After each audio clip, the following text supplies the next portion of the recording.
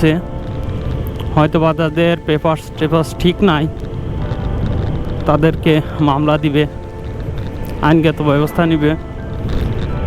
কিন্তু আমার তো ভাই ডাউন দিল না।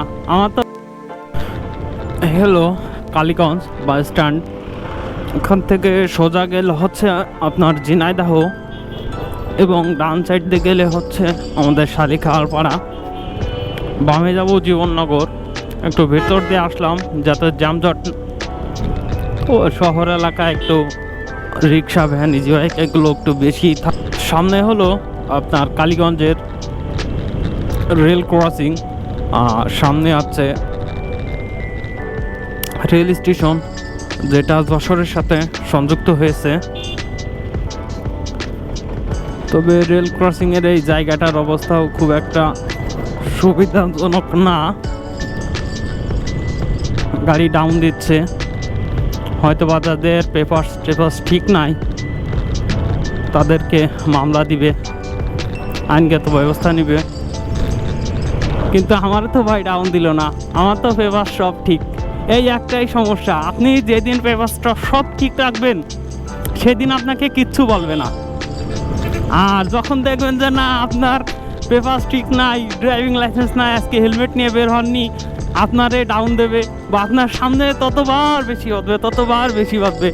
আমি বলি তো ভাই আমারে ডাউন দেবে না। হ্যাঁ, কিছুদিন আগেও ডাউন দিয়েছে, দিয়ে দাঁড়ানোর সাথেই বলে যে যান, তো মজা আছে। হ্যাঁ, পেপারস যদি আপনি কমপ্লিট রেখে চলাচল করেন একটা মজা আছে, আর পেপারস ঠিকঠাক না থাকলে আপনার মনের ভিতরে একটা ভয় কাজ করে যে না কি হলো কখনই আটক হয়ে যায়। কি বলবো ভাই, একবার 1 বছর আগে অ্যাক্সিডেন্ট করছিলাম, গত ভিডিওতে বলছি।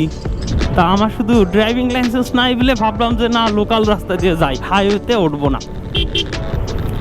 সেই হাইওয়েতে উঠবো না বলে লোকাল রাস্তা দিয়ে যাই, সেই লোকাল রাস্তা দিয়ে যেতে যেয়েই আমার ওই অ্যাক্সিডেন্টটার সম্মুখীন আমি হই। তারপরে ভাবলাম যে না, রাস্তায় যেহেতু উঠতে হবে, চলাচল করতে হবে, এই রিস্ক নিয়ে আর যাওয়া যাবে না, যেহেতু that's why driving licence paper সব কমপ্লিট করা। এবার একটা মজা আছে, এই যে যাব আমার আর ডাউন দিল না, কিন্তু যদি আমার পেপারস না ঠিক থাকতো অবশ্যই আমার ডাউন দিলে আমার মনের ভিতর ভয় কাজ করতো, হয়তো বা আমি জোরে টান দিয়ে বেরোনোর চেষ্টা করতাম, সেখান থেকেও একটা দুর্ঘটনার সম্মুখীন হতে পারতাম, বলা তো যায় না। তো এই পেপারস ঠিক রাখার একটা মজা আছে আলাদা।